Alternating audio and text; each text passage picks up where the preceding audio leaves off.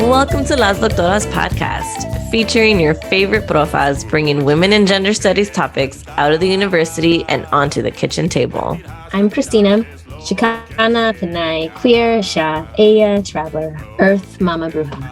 I'm Renee, Mexicana, Tejana, Chicana, she, her, ella, Mama Bruja scholar and scribe.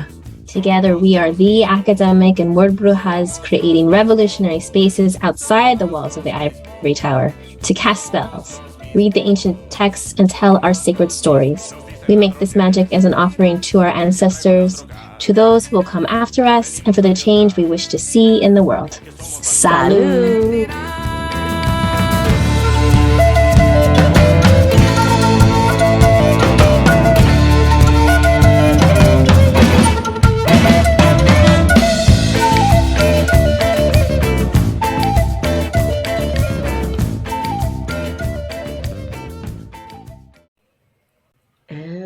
We're here. Hello. Bienvenidos. Hola, Welcome to Las Doctoras podcast.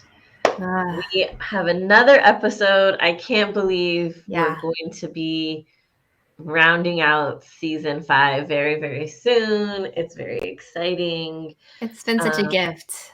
It's such a gift, all these different conversations. And this one today, I want to admit that I am so excited to talk about this, but I think it brings up a lot for me, just like our other conversations have this season. We've had these wonderful guests come and share their wisdom, their magic, and today is another one. We're so excited. So welcome, Lorena. I think this is a long time coming. I want to say, so tell us who you are, your pronouns, your ancestors, your astrology, and your magic. Thank you. Well, hola. Doctora Lorena. My pronouns are she, her, ella, and my ancestors are from South de los Marquez, a ranchito that I visited often as a child in the state of Jalisco. And my abuelita Lola, mi abuelito Jose, mi abuelito Manuel, mi abuelita Trinidad. And I really appreciate that question, because I've just started an altar and just, had a Tío Salvador who just passed a couple weeks ago. And so it's important to just like create the joy, but also like sit in the grief. So I really appreciate that. I have not had the proper time to grieve. So just want to share that. My astrology signs, I'm an Aries sun. Scorpio moon. And a Virgo rising. Oh my gosh.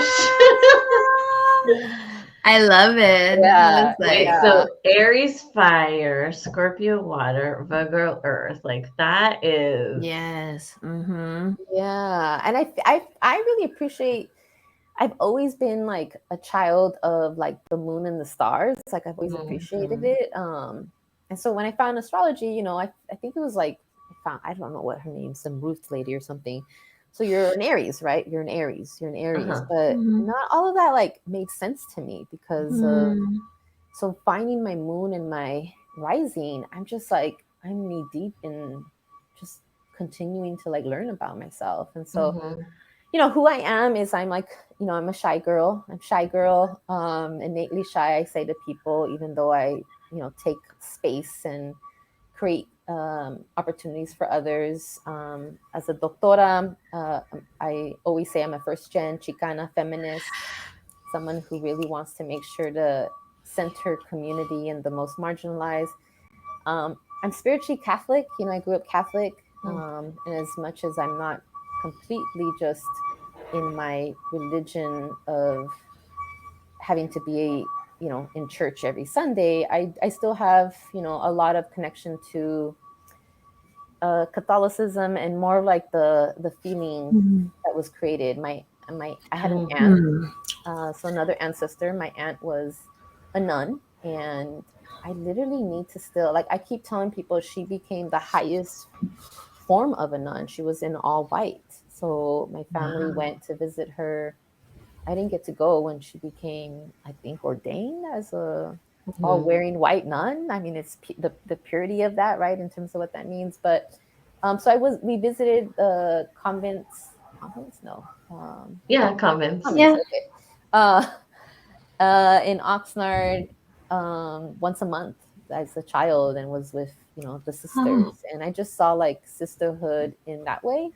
So it's very spiritual for me, my upbringing. And I always had that, like people like, oh, you're religious. And I'm like, what do you mean? Just because I talk about oneness and community. And so, yeah, that's and obviously I'm a director of cultural centers at a state university. But the most important role that I am is that I'm a mom. I'm a mommy. I'm a mommy. That's real. That's real. Yeah, but like I'm adding like that I'm a working mommy, right? And I'm making it work. Someone that I think as a little girl always thought like this is the journey. And I've gotten here, had her a month before my 39th birthday. Wow. And so now we're here together, her and I, just figuring stuff out. And, I say I'm an educator and a scholar practitioner, but, sometimes I get questioned because of her in terms of how much do I know? I'm learning so much from her. And so as a mother, like, as a parent now, I'm like in the space of, I have this degree and I have these titles that I kind of mentioned right now, but this little one, I mean, she's the whole universe to me. And there's days where, I'm reminded how amazing God is, and also just how amazing she is as a being that's entering this world and seeing things the way she sees them. Like, I mean, it's just, it brings me the tears just because it's like an emotional experience that I don't think anyone understands unless you're a mother. Yeah. I hear people talking often about like our kids as elders, right? Like they come in with so much wisdom, and I love that. There's so much I love, and I want to make sure that we mention your work with Doctorahood too, and that because I think probably a lot of people know you from that. But tell us. Yeah. Doctorahood was created it was originally called at 52 Weeks Rising. So, Instagram, right? That's where, and it was in response to number 45 being elected. And wanting to remind myself and others that every week we rise. So 52 weeks in a year, and 52 weeks will be rising. Because you knew the battle that was coming. And it just naturally, because of becoming a doctora, because of my marketing, I say I'm a marketer through and through. My first degree was marketing management and business. I love it. With a minor in multicultural leadership studies. And that was something that I feel like is what helps me really get connected with people in a way that isn't just about marketing. But like, I think when I think about the tenets of marketing, it's about really understanding your vision, your niche, your target population. And that's how I've been able to thrive, I think, with Doctorahood. I was like, yes, it's a long time coming that we're here, right? The three of us. When I would see Las Doctoras, I'm like, oh, they're like me, that's me too. But Doctorahood was created because also I had that educational pipeline on my phone when I was dissertating, and I wanted to be the difference, because I did know a lot of doctoras. Because of my privilege, I was able to be in spaces where I'd be at conferences, and there was more doctoras in those spaces, right? So I knew doctoras, and I wanted to give us, light and give us like exposure, and that's marketing. And I created a sticker, dropped a link for people to get a free sticker on the Latinas completing doctoral degrees on Facebook group, and then launched that into a shirt, because I used to work in athletics, and it was popping out the green and gold at Cal Poly Pomona. So I was like, well, how do I get like the vision of the the importance of those that are receiving their degrees that are, women of color. And then, I focus predominantly on Chicana Latinas, but inclusive of women of color, so that we just see that we exist and that we're able to like help each other out. And it has just grown. Like the Doctora shirt was the original. And then I had my students coming to these events that I would do that were called Dinner con Doctoras. You can look up the hashtag Dinner con Doctoras, and it went viral. Like people were like, "Can you come to Chicago?" And I'm like, "If you want to fly me there." But then they wouldn't. I would joke, but then I said I created a toolkit and I just gave it away. Because it was about, here, this is how you do it with your community. And there was, by the end of that year, there was about 30 or 40 dinner con doctoras that popped all over the nation. Wow.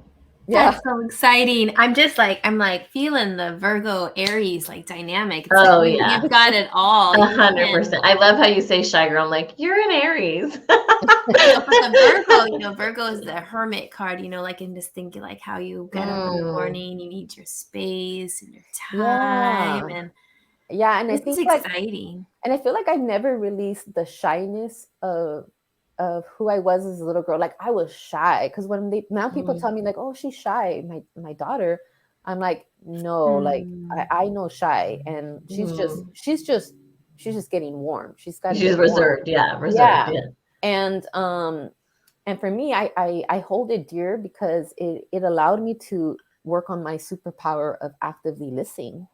And the actively listening wasn't just the audio, right? What people were saying, it's what people were doing. Like I caught on that as a young child. Like someone would say something, but their body was saying something else. So I was starting to really like dig into that. And I think that's just naturally how I, launched into a doctoral degree. I'm a nerd, I'm a researcher. I see little gaps, right? And I'm just like, I'm constantly like, So I thank my little me in terms of being like that shy girl that was able to like kind of see big picture. Because I've been told, that you think big picture, you have lots of vision. Oh gosh, I'm like, we need to do a collaboration. Yeah.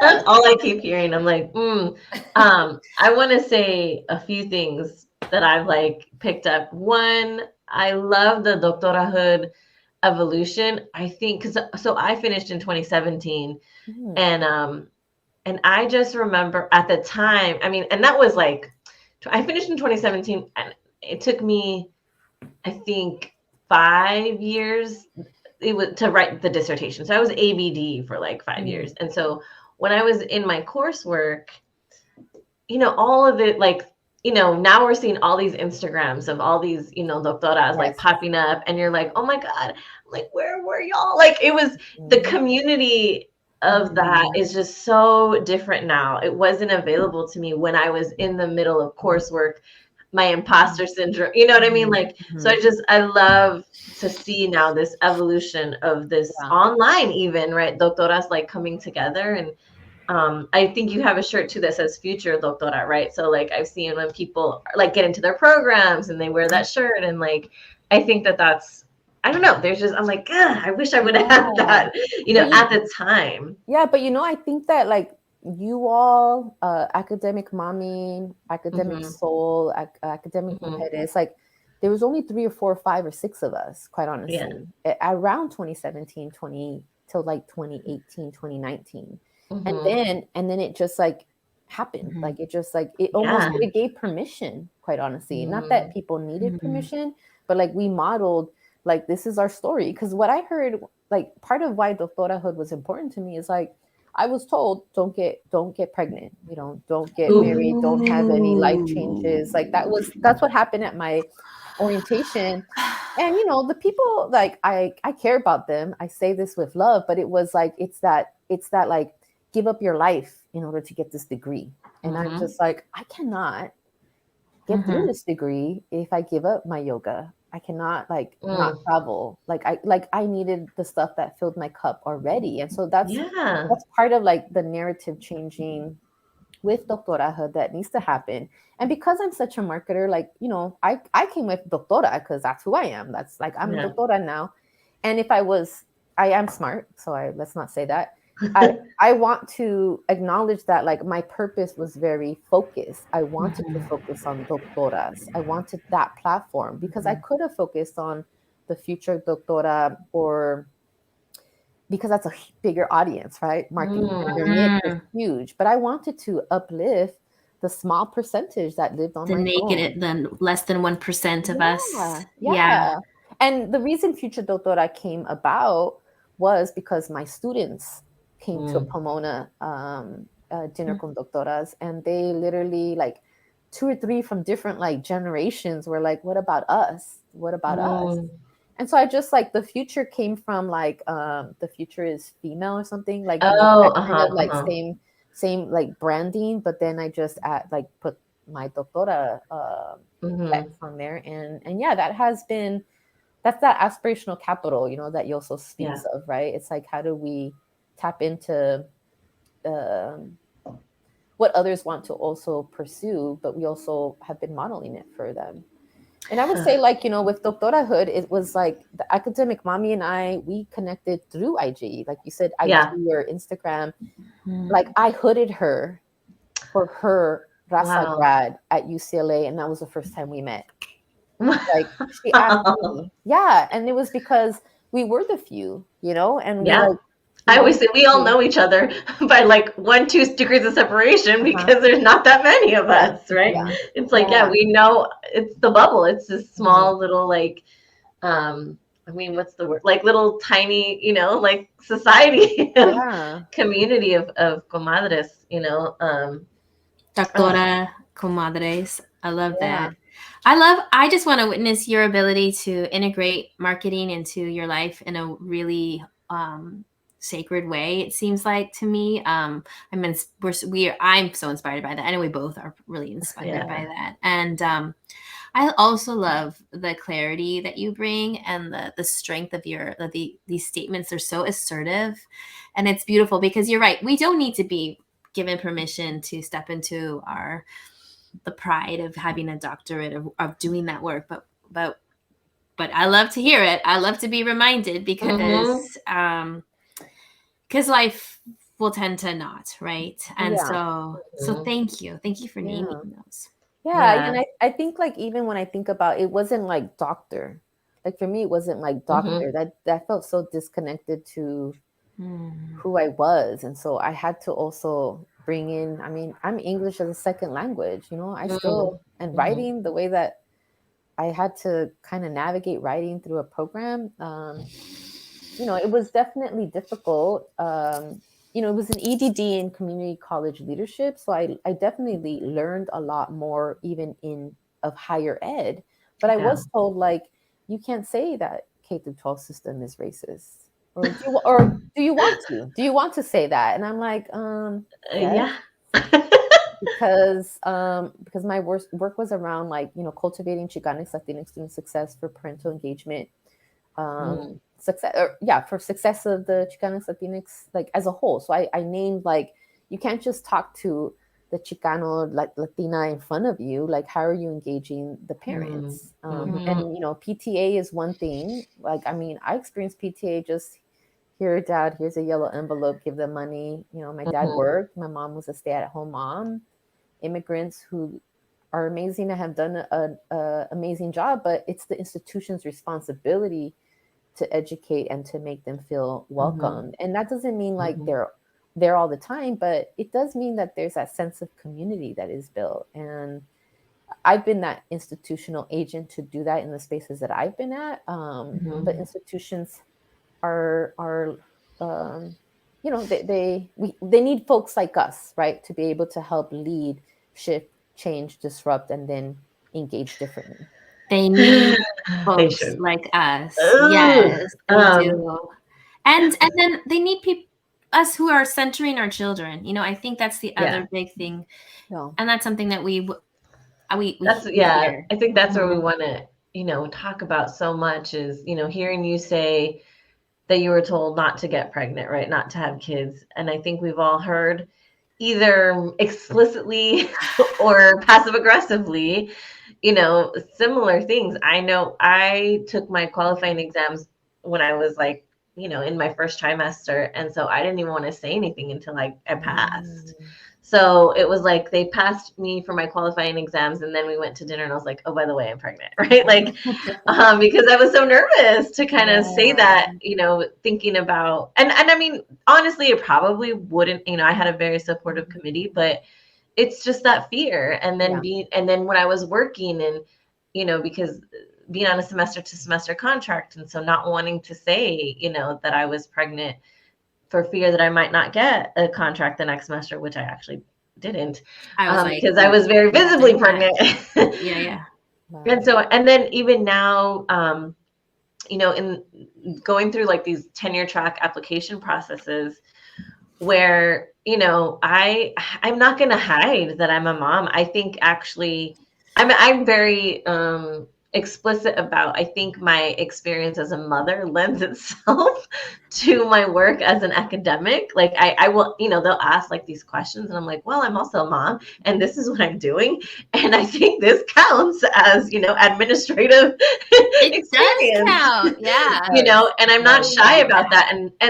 And yet I've yet to get a job. And so you kind of have to think about not just that, but I think also, like you said, the expectation that you're giving everything up, that if I'm going to go, take this tenure track position, that I have to be willing to make that my number one priority. And I'm just not, no matter what. And I'm going to be honest about that. I'm not willing to make it number one, because motherhood, my kid, I mean, I'm my number one, but beyond that, my kids are always going to come before work. I've canceled classes to go to first day of class, to their first day of school. Like, I'm not ever going to sacrifice time with my kids for work, I'm reading this book by Angela Garbs, Mothering as Social Change. And she just I feel like if the collaboration is a book club or something, or I don't know, but I think that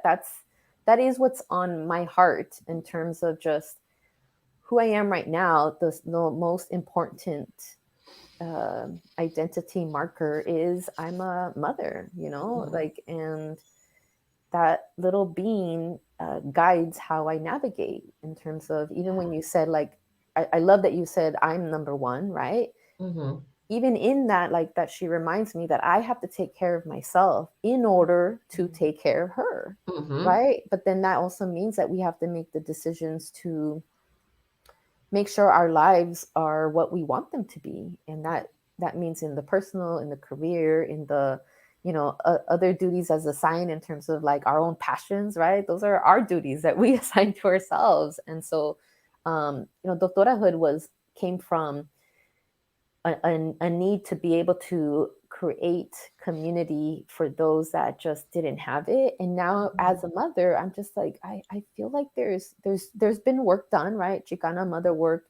We were chatting a little bit about Yvette and the different individuals that's part of the collective, but I think Revolutionary Mothering. I don't know too if you read that. Yeah. I haven't, but I think that those are things that for me are just centering, but not just centering just to keep as selfishly.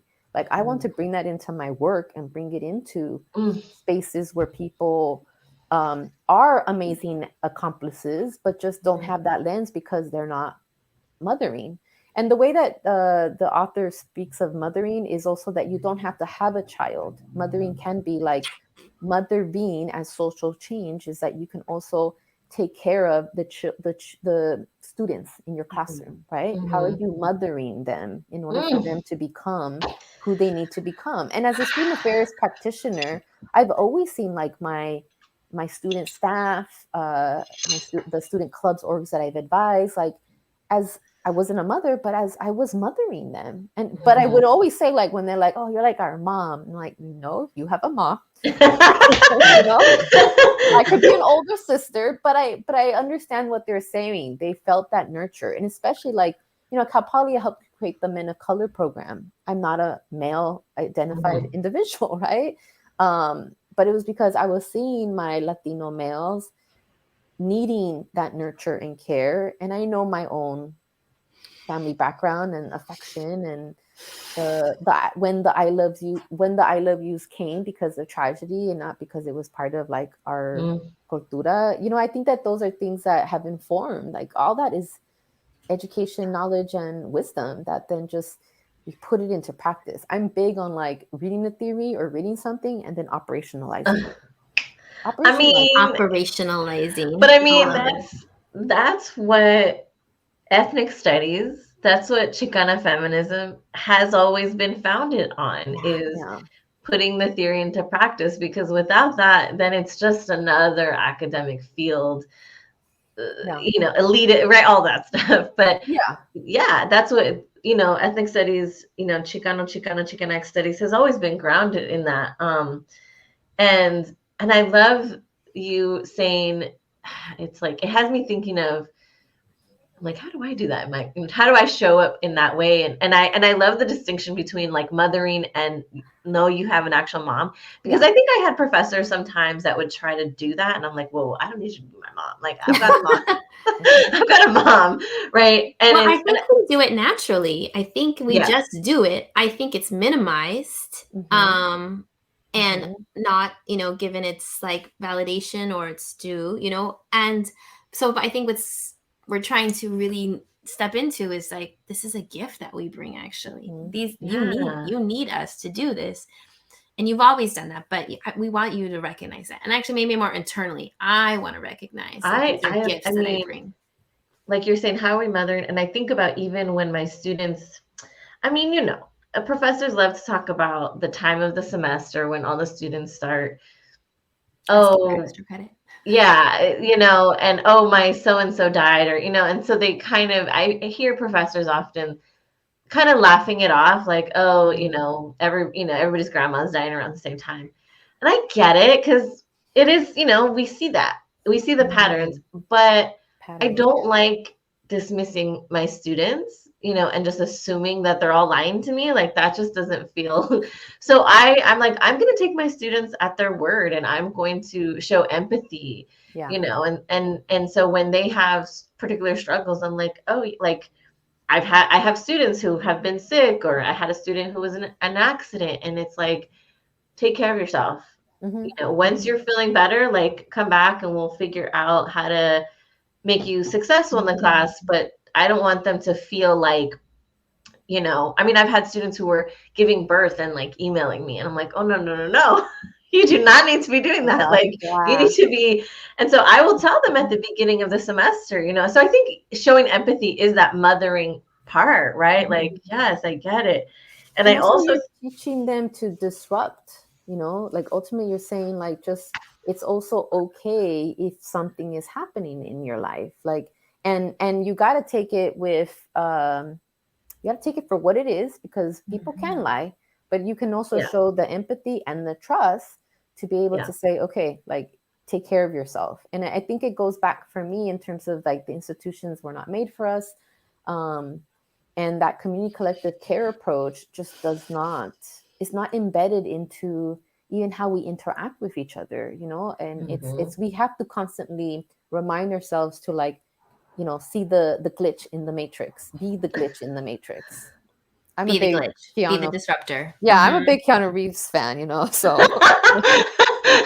He's like my husband was watching John Wick. Oh my God, I haven't. Yeah, those are a lot, but I have watched them, but I definitely. It was always be my maybe when he comes out in that scene. Oh my gosh, I was just like, what the F? This is so perfect. That is a good. I love that movie. That's so cute. But be the disruptor, be the, be the glitch, and affirm that in our students and in ourselves. Yeah, because then they'll go out and do the same. Like, I mean, I will catch up with some students, and Anel comes to mind. She was a landscape architect. She studied landscape architecture. Yeah, architecting, something like that, at Cal Poly, and she invited me to her senior project. And she was a social justice leader in the Cesar Chavez Center for Higher Education when I was there as the coordinator. And she starts with one quote, and then the second quote is like me. She's like, if you want to do it easy, then go with the current. If you want to do it hard, go against, or something like that. I'm chopping it up, but basically it's like, it's not gonna, if you want to make change, that's what it was. If you want to make change, you got to go against the current, right? And I would say all kinds of things, like, I was in athletics, so I was like, don't drop the baton, pass the baton when you're doing programs, don't drop it. So, but that stuck with her, and she So much was resonance. able to create like a social justice lens from the work she did, hosting Dia de los Muertos and scholarship events, into landscape architect. And now when I see her, she talks about that even so. Like, she has her own business, and she's creating that. So that's like the disruptions that happen in community that's beyond us. Like, we're all one individual that can actually do a lot, but when we all do what we're meant to do, and we're allowed to like be seen, like, I mean, there's endless magic that occurs. And I just feel like I have been blessed to work with so many student staff that have showed me their magic and have allowed me to share my magic. And then we create things that we didn't even know. Like, it's like exponential, right? It is just like this alchemical process. And I think even believing that too, like, is part of our, mother othering, kind of gifts. Yeah. And I think, it's interesting. I love that we're all kind of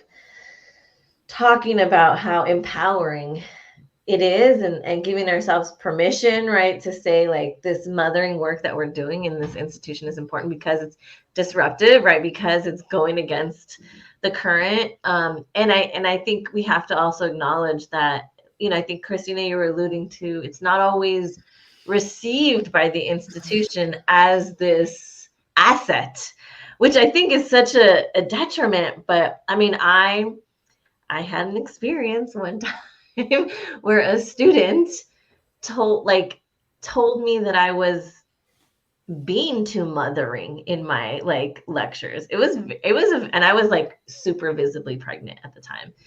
But it was a really weird experience. And so I think I internalized it a lot of like, oh, is this a bad thing? So I love that we're totally like reframing that, like, no, that's an asset. And again, the institution doesn't see it that way, and sees it as like, I always tell my students that women are innately seen not as a liability, right? Because of our ability to have children, right? Like, so a company, when we talk about like women and the wage gap and all of that stuff, like, it's oftentimes because women are seen as a liability in that they have even the potential to have a child, then they would have to pay for maternity leave if they, like, there's all kinds of things. Whereas, traditionally in men, having children is seen as an asset because it means that they have an investment in wanting to work hard for their families. And so I think here we're reframing it and saying, like, our mothering is actually an asset in the university because students need that. I also think, so I have it on my syllabus that I actually got from Academic Mommy. In my like list of accommodations is parenting. So if you're a parenting student, and again, defining parenting as, I have students who have younger siblings that they're in charge of, or they have elderly parents or grandparents that they are taking care of, right? Or they're just the ones in their family that end up having to be the caretakers. And so they miss class, or they, all of these things. And so I kind of just put that out there. Like, if your parenting responsibilities become a challenge in the class, like, let me know, like, we can work that out.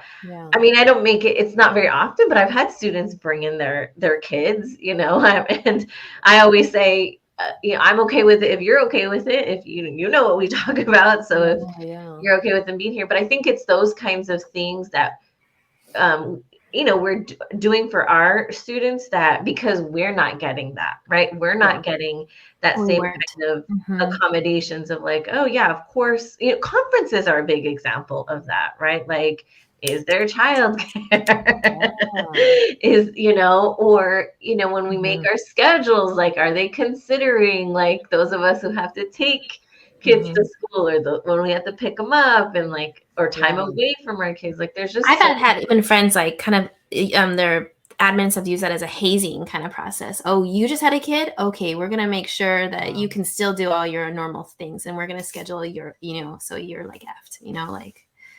Yeah, it's almost seen as like, you can't use that as an excuse, right? You shouldn't use parenting as an excuse, or like for me, I'm not going to be going to lots of conferences, right? I'm not, because especially when my kids were really young like that, I had, a 2-year-old and a newborn, like I couldn't be just hopping off to places and leaving my kids for days at a time. It took a really long time to do that. And so I think it's like, those kinds of things are not, so when they're looking at, CVs, or they're looking at our experience, here's an example, prime example. I had a friend who right out of grad school got a tenure track position. And I remember sitting in her office with like my breast pump and like my bag, and she's like, oh, it's so easy. And she gave me the, like, here's what you do, A, B, and C. And I remember looking at her like, you see, I have this breast pump, right? Like, there was just such a lack of understanding of, I don't have the same kind of time and energy that you can do to put work into getting this tenure track position. And so my CV is not going to look the same. It's just not. It's not going to be filled with conferences. It's not going to be filled with all these like extracurricular things. It's like, I wish I could put on there like mom and have that count, which I think, Christina, we've been trying to. We do as much as we can to reframe those things and name the things that we do as, our service. And I feel like I heard you all share that in another podcast, and I'm like, I feel like, well, why not? Like, why, like, let's be creative of how to add that on there, because I do feel like it is important. Like, it is a part of like who we are. Like, I just got like certified in sound healing, and I'm thinking about like, how do I get this to the moms and the children? So how do we, because all the spaces are very like, just your yoga mat, everyone sits down, it's all nice. And but that's not life, like, and I tapped into meditation for my own healing. So I'm very like new to it, but it definitely is, it doesn't work for everybody. And I think that that's always been my thing, is when I see things not working for everybody or anybody, like, I mean, I try to get in there to be like, okay, how, and to me, mothering, because I became a mom, that's my lens now. And so that's like my activism now. And I think that being able to really think, and I mean, I have a platform, we have platforms of just like tapping into individuals of like, okay, how do we all do this as a collective? I love it, because I think the word accommodations or accommodating is actually, it's full of like, it's weird. And as you were saying all those things, Renee, I was just thinking too, I think one of my main points though is still that I think actually, just like societies or the powers that be know that mothers unpaid labor, all their caretaking is, I think they know it, and they're trying to not pay for it, not give energy to it. They're trying to exploit, I think, caretakers as much as possible. And I think this is the same at the university for the work that we do with bringing mother othering, caretaking. To me, it goes into that unpaid labor that's and intentionally, like, it's just expected because you're a mom. Well, you're also gonna, be lending yourself in this way. And I mean, there's a lot of amazing students doing research, and there's research been done. But I would say right now, like, I'm the advisor of students with dependence. That's the club on campus that just started. And there's a student that has been presenting at conferences, and she's really like pushing this narrative on, like what you said, the accommodations. It's not about accommodating; it's about like being. Like how do we coexist in the space where this is someone's important role in their life. And so I think that there's just it for me, it's just surfacing a lot more to be able to like understand how to like do it in a way that's also in community, because I'm not trying to like make an ask that is ridiculous. It's more of just like, I mean, social change, mothering as social change makes so much sense. Like, like we experience a set of emotions in like 2 minutes. Like, like when I think about, I have this huge feelings wheel in my office. And it's because research says we only understand 3 or 4 emotions, feelings. And we don't really tap into like, who's in front of us. Like, that's mothering too. Like, because we have to, right? Like we are trained by a little person of all the emotions. But no, but research people, 80% of people only know that it's three: mad, sad, or happy, or whatever, right? And I think Wow. that those are the things.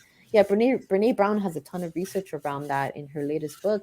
And it just reminds me of like, it's telling of just how we operate. We don't understand all the different things that we feel. Like we still have so much work to do as a society, as you said, right? Like to really Yeah. understand like the emotional connection to mothering, and I would say being able to run a business. Like, I mean, mothers are poderosas, you know, like, I mean, We're the CEOs of our yeah, families. And I think getting back to I love Christina saying that. like all of that is done purposefully, right? To Yeah. like the fact that we don't feel all our emotions, like we're socialized, Hmm. Hmm. in so many ways not to feel our emotions as a way to kind of stay numb to, in the world. So I absolutely think that that's definitely something that's, and it just, man, it kind of like has me thinking within the space of the institution when mother and mothering work is so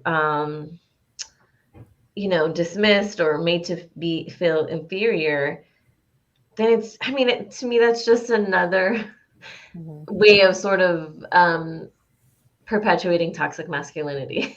Yeah. Right, because it's like, no, to be in the university space you have to be, it's all in the Hmm. head, right, and it's all about Hmm. intellect, and it's Oh all about yeah. thinking rather than feeling, rather than being in the heart or in the body. And it's so hard when, because like you said, it's not just about getting accommodations, it's actually how do we center Hmm. mothers, right, in these, Hmm. how do we, if we're going to have this conference and say we want to, be inclusive, then you have to actually center that inclusion and not it be an afterthought, right? Yeah. Um, It occurs to me that like all like kind of issues in our world, that this might be like caretaking might be appropriated moving forward, repackaged and then sold to us as something that doesn't come inherently to like, mothers. It's like, oh, I got this new thing. It's called like witnessing people's magic and being relational, and then we're gonna sell it. you're gonna have to take a You have to get a course. certification in it now. Right. Right. Well, I mean, that's what DEI stuff is, right? Like as if, people don't have a lived experience of Yeah. diversity, or when students have to take, I'm sure our students will have to take that, like, I think it's through Title IX, right? The quiz about like Mhm. rape culture and stuff. I'm like, y'all know, y'all experience it, right? It's not like Yeah. you have to take a quiz on it. But right, just by living it. And so like I think that's what you're saying, Christina, right? Like they're gonna be like, oh, we came up with this new thing. It's called, Yeah. Well, being and I would empathetic. say, like, being in like the cultural centers, like I ran a Chicanx Latina Student Resource Center, and now being, overseeing 4 identity spaces.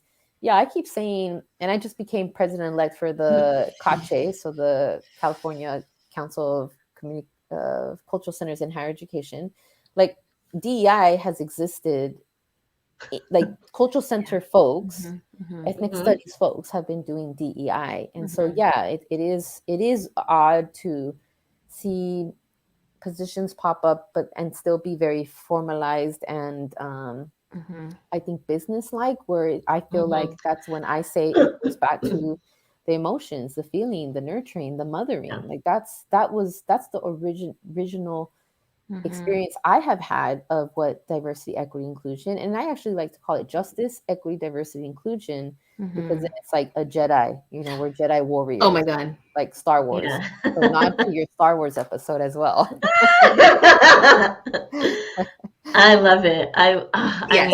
But mean, it's to also go back to the history of like justice, because cultural centers were fought yeah, for because yeah, students of color didn't have spaces in these Yeah. white yeah, institutional patriarchal systems. And so it's like, yeah. yeah, it's like, let's do a reminder of like, why are Mm, DEI positions here? And it's because they were created institutionally, but they were first came from originally from students of yes. color requesting for space, fighting for it, creating activism, student clubs and organizations to create centers then have existed for a while. And there's been like kind of a loss of even understanding that these are spaces that have been fought for. So yeah, there's like a forgetfulness.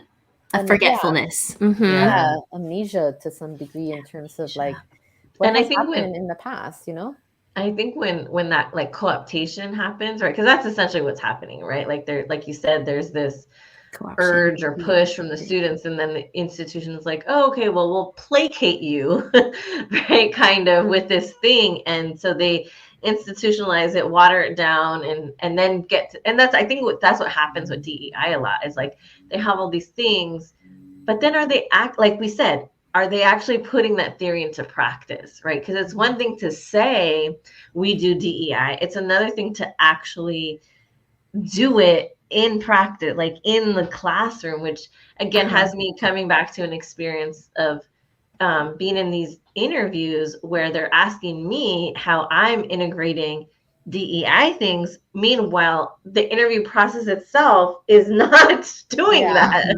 Right? And I'm like, wait, what? So I have to prove how I'm doing that work. Meanwhile, I'm not even receiving that in this actual like interview. And so it's telling of that disconnect between the theory and the practice, and also that co-optation of those things. And I love that you mentioned that, and Christine, that like forgetting.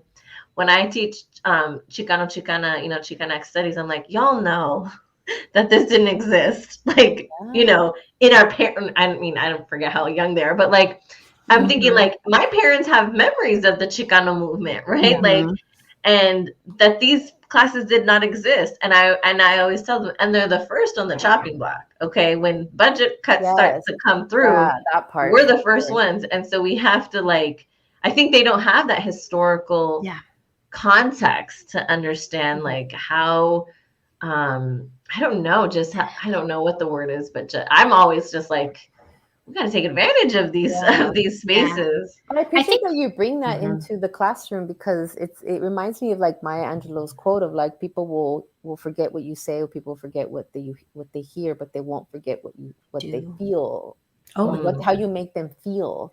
And so for you to share, it's also like that storytelling, right? We know the research says the power of storytelling, and so how do we tell those stories, but also get the students to also feel that story, that understanding of the history. Because history, unless your strengths comes out with I don't know, if you like history, then good for you. But like, not many folks really like, I mean, our attention span, back to marketing, it used to be 21 seconds. It's now like 7. That's why we're like this, so it's important to understand like, how do you in the classroom and outside the classroom create opportunities for students to feel.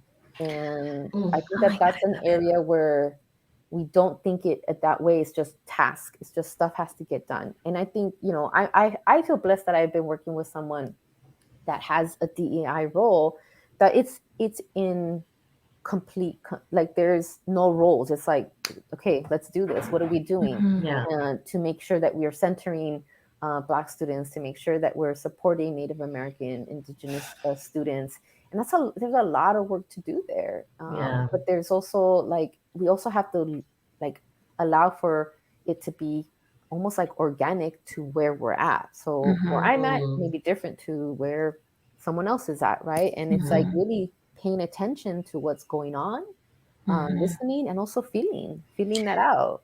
This feeling is just, I'm just digging this. Because, I was thinking, when things get co-opted, when things get appropriated, they lose something, right? They've lost something. And it's sad for like whitewashing of things. So you think, oh, you've got something, but it's missing its soul. It's missing actually. So you've not really won, it's not really. What I'm hearing is it's the soul is the feeling. And we come back to this feelings, let our feelings be, don't judge the feelings. This is like so much with our children too. And I still need the reminder though. So I still need the reminder that it's about like getting to that heart, the emotions. And what I'm hearing from you, more than these 3 ones, right? More than the 3, Yeah. that we normally And I'm turn doing the to. work too, like I think that's the three Yeah. that we all know. Like that's the research, but it's the three we all know because we all, as a collective, have not like centered.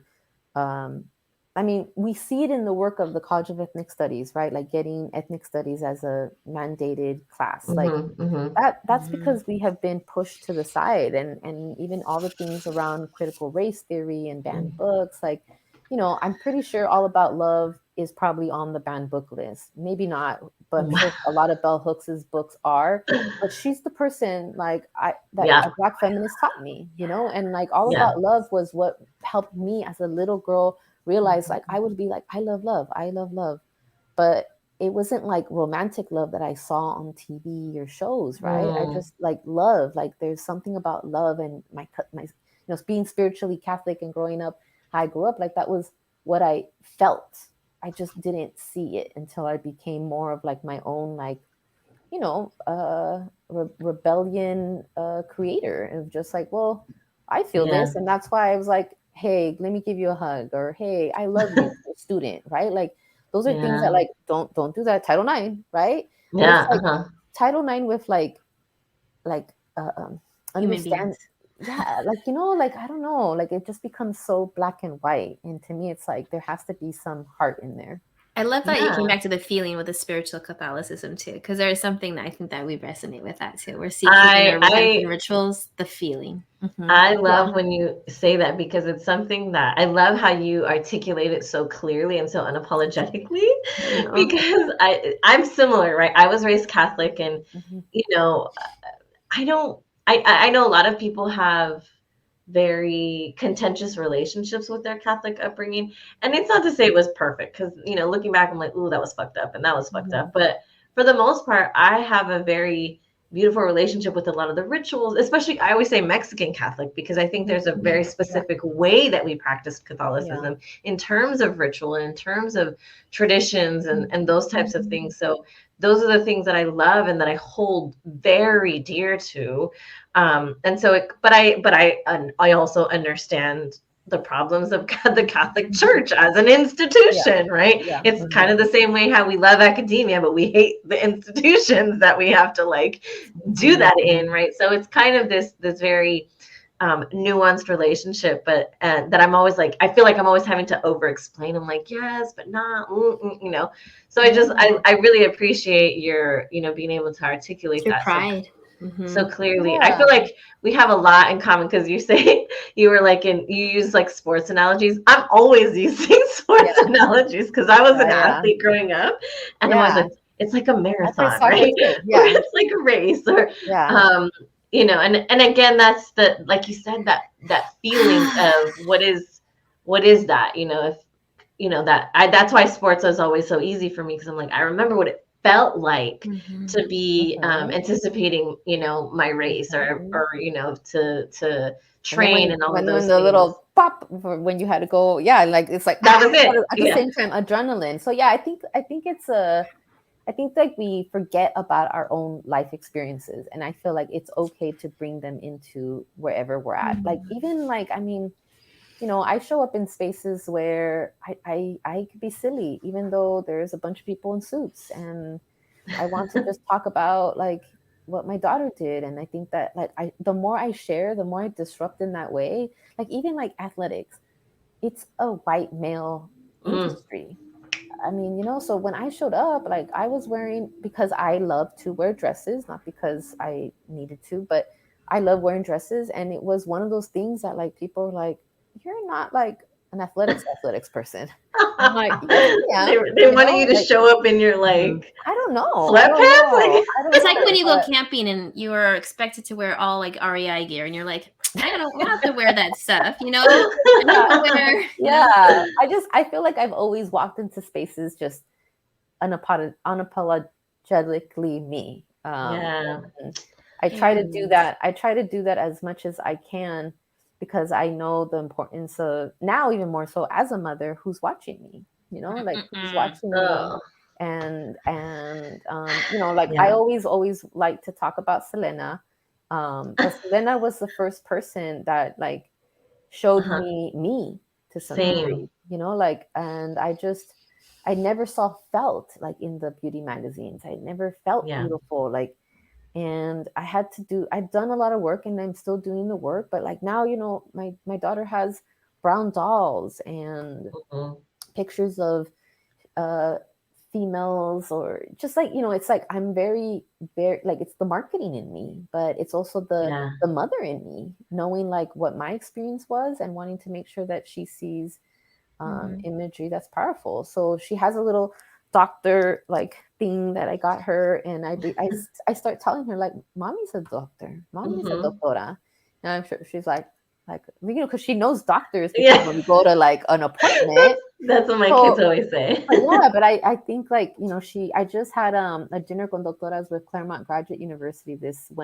Saturday, and she is, I'll have to send this to you all. She's in the picture with all these doctoras getting their PhD. One doctora, I think 20 individuals, she's there with her little sunflower. And to me, I'm just like, that's that her name's Esperanza for a reason, but that's the Esperanza that I hope to put into all that I do, like my students, my work, my collaborations. It's like that we never forget that where we come from, but also that like we have a lot to do, like, and not like in a way of like getting stuff done, but like in terms of like, if we choose, this is ours to take, this is ours to create, this is ours to shift and change. And I mean, that's just, you know, that's probably more the Aries in me, right? Like, let's go. I was just about to say, I was like, oh, I love it.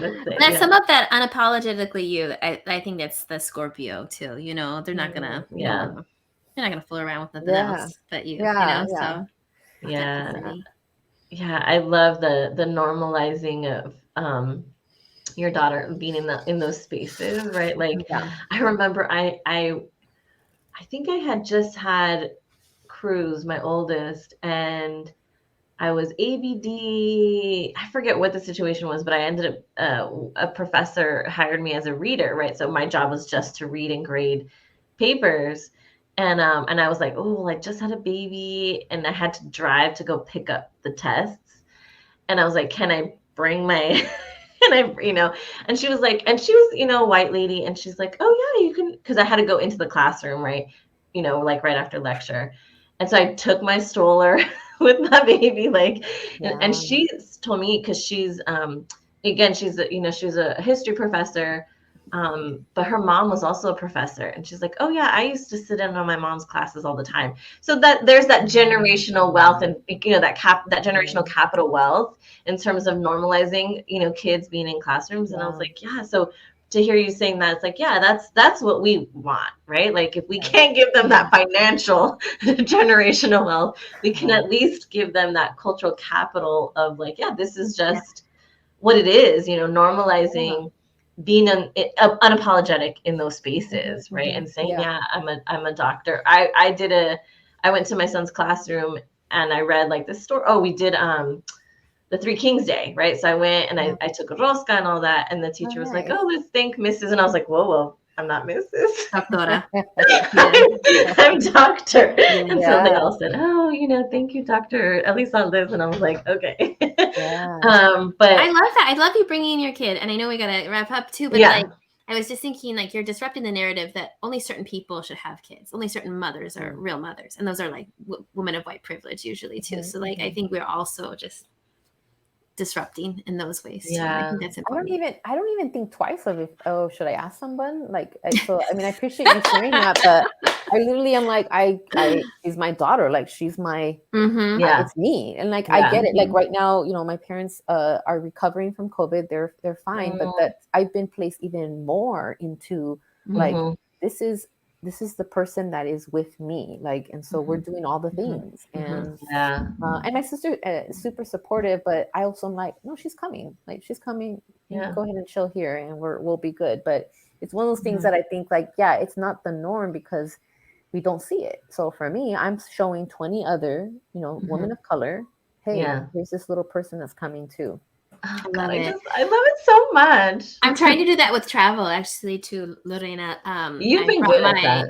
Well, like I've been just trying to like say like, yeah, I love to travel. I think it like feeds me, and I love the airport. I love the part of me that comes out, you know. And so I've just been bringing my niño with me, and I feel like it's fantastic. But it does feel like, a little. It's transgressive, right? Isn't that what bell hooks would say? It's transgressive. But my prima yesterday, she's like, I told this other person that they could bring their kid, like you bring your kid, and I was like, okay, I'm doing it. I'm stepping into that power. Yeah. I feel similarly. I think I did a conference. I think cruise was like 9 months, and I had already was set to be in a conference in Chicago. And so I told my husband, let's just go. And so there I was like breastfeeding right before I went into the like classroom to present. And I remember a friend of mine later, when she had her baby, she was like, yeah, I remember seeing you with the baby at the conference and felt like I could do it. And I was like, okay. You know, I wasn't even doing it consciously at the time. I was just like, I can't be away from my baby. Necessity. I mean, out of like, not even necessity, right? Out of like mothering. Yeah. Just like, this is my life. Yeah. I like that story that you said, like that someone saw, like it's again, it's like as much as my little one is teaching me, she's watching, right? It's like, so it makes me think like, how do I use that as a superpower? And I was at a conference up in Seattle with NASPA, and I wore like my Mexican dress and I put a black blazer on it. It must have been like 10 years ago. My friend said that his friend was like, wow, she brought our culture to the conference. And that was like 10 years ago. And I was just like, I like wearing my dress. Like, you know, it reminds me of my abuelita. It reminds me of Mexico. And I just was like, all right, this conference has like, I don't like wearing like too professional. Like I don't get what professional is. And so that's a reminder. Like your story reminds me of that story. It's like, we don't know who's watching. Like we know it because of mothering, but even just like in the spaces that we are at, like it's important to take that mothering there in that way, right? Like it's like who's watching us and who's like going to be the next person to have to take it to the next level as well. I love it. We do have to wrap up. So tell us where we can find you, whoever wants to like get in contact you, all the things. These dinners. I'm mostly do my stuff on Instagram. So Doctorahood at Doctorahood_. You all and others have inspired me to kind of get into a podcast. So I just started the Instagram last night because I'm like, I'm talking to y'all. This is my inspiration. But it's not there yet, but it's actually at Feeling Healing Rising, which has been a part of like my journey towards healing and wanting to center feelings. And then Dinner con Doctoras usually happen through Doctorahood. And then there's also my website, which is iamesperanza.com, which still is not launched, but you know, check it out. It probably will be by the time by the time this comes out. And you know, I have an Etsy shop that I'm trying to move over to Shopify because Etsy steals. I'll just leave it like that and just want to name that. So make sure. But those are things that, like, again, just knowledge sharing, because I want folks to understand that, like, our gifts, our magia is so magical, and it really does shift the whole entire universe. I love it. Well, thank you. I loved our time together. I was like, I'm so inspired to create more space to really be present for, you know, my little one's magic. And I know it takes self-care, community care. So thank you. Thank you. Intro and outro song is called Foreign Fog by The Corner House, a band that features our dear friend, Danelia Arechiga. Vengo a trabajar.